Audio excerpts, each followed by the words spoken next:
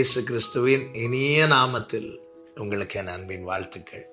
இந்த நாளை காண செய்த தேவனுக்கு ஸ்தோத்திரம் உண்டாவதாக. மல்கியா தீர்க்க தரிசன புஸ்தகம் 3வது அதிகாரம் 16வது வசனத்தின் முதற் பகுதி. அப்பொழுது கர்த்தருக்கு பயந்தவர்கள் ஒருவரோடு ஒருவர் பேசிக்கொள்வார்கள், கர்த்தர் கவனித்து கேட்பார். கர்த்தருடைய பரிசுத்த நாமம் மகிமைப்படுவதாக. நாம் பேசுகிறதை கவனித்து கேட்கிற கர்த்தர். என்ன பேசுகிறோம் என்பதை அவர் கவனிக்கிறார்.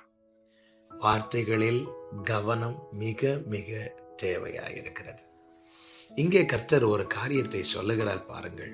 அதனுடைய 13வது வசனத்தில், நீங்கள் எனக்கு விரோதமாய் பேசின பேச்சுக்கள் கடினமாய் இருக்கிறது என்று கர்த்தர் சொல்லுகிறார்.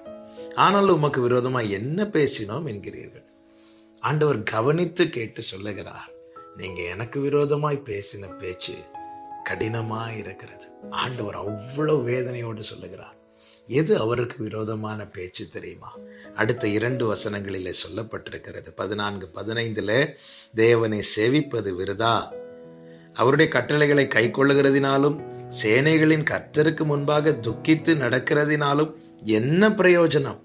இப்பொழுதும் அகங்காரிகளை பாக்கியவான்கள் என்கிறோம், தீமை செய்கிறவர்கள் திடப்படுகிறார்கள், அவர்கள் தேவனை பரீட்சை பார்த்தாலும் விடுவிக்கப்படுகிறார்களே என்று சொல்லுகிறீர்கள்.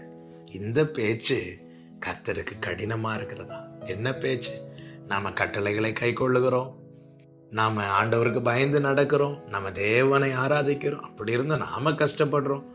ஆனா துன்மார்க்கமாய் துணிந்து நடக்கிறவன் நல்லா இருக்கிறானே, அவனுக்கு ஒரு பிரச்சனை இல்லையே, இப்படி நம்ம பேசுறோம் தெரியுமா? இந்த பேச்சு கடினமா இருக்குது. ஆண்டவர் சொல்ற, எனக்கு விரோதமா பேசுறீங்க. இப்படிப்பட்ட பேச்சுகள் நாம் ஏதோ ஒரு வகையில பேசினது உண்டு. இந்த நாளிலே இதை கேட்கிற ஒவ்வொருவருக்கும் சொல்லுகிறேன், ஒருபோதும் இப்படிப்பட்ட பேச்சை பேசாதிருங்கள். ஆமேன். சில காரியங்கள் நமக்கு கிடைக்காமல் போவதும், தேவன் யார் என்று கேட்கிறவனுக்கு கிடைப்பதும், இதை வைத்து ஆசீர்வாதத்தை நன்மையை ஒருபோதும் ஒரு தேவ பிள்ளை கணக்கிடவே கூடாது, அளக்கவே கூடாது. தேவன் சரி கட்டுகிற ஒரு நாள் உண்டு. அந்த நாளிலே அதனுடைய 18வது வசனத்தில் சொல்லப்பட்டிருக்கிறது, அப்பொழுது நீங்கள் நீதிமானுக்கும் துன்மார்க்கனுக்கும் தேவனுக்கு ஊழியம் செய்கிறவனுக்கும் அவருக்கு ஊழியம் செய்யாதவனுக்கும் இருக்கிற வித்தியாசத்தை திரும்பவும் காண்பீர்கள். என கேட்கிற அன்பு சகோதரா சகோதரி, எல்லாவற்றுக்கும் ஒரு காலத்தை கர்த்தர் வைத்திருக்கிறார். அகங்காரிகள் உங்கள் முன்னாக வாழ்ந்திருக்கலாம், செழித்திருக்கலாம், ஆமென், பெருகி இருக்கலாம். அதை குறித்து நீங்கள் சோர்ந்து போகாதீர்கள். நீங்கள் தேவனுடையவர்கள், தேவனால் தெரிந்தெடுக்கப்பட்டவர்கள். தேவன் ஒரு வித்தியாசத்தை காண்பிக்க, தேவனை சேவிக்கிறவனுக்கும் சேவிக்காதவனுக்கும், தேவனை உயர்த்துகிறவனுக்கும் தேவன் யாரென்று கேட்கிறவனுக்கும், தேவனுக்கு பயந்து நடக்கிறவனுக்கும் துணிந்து நடக்கிறவனுக்கும், ஆமென், வித்தியாசத்தை காண்பிக்கும்படி ஒரு நாளை தேவன் வைத்திருக்கிறார்.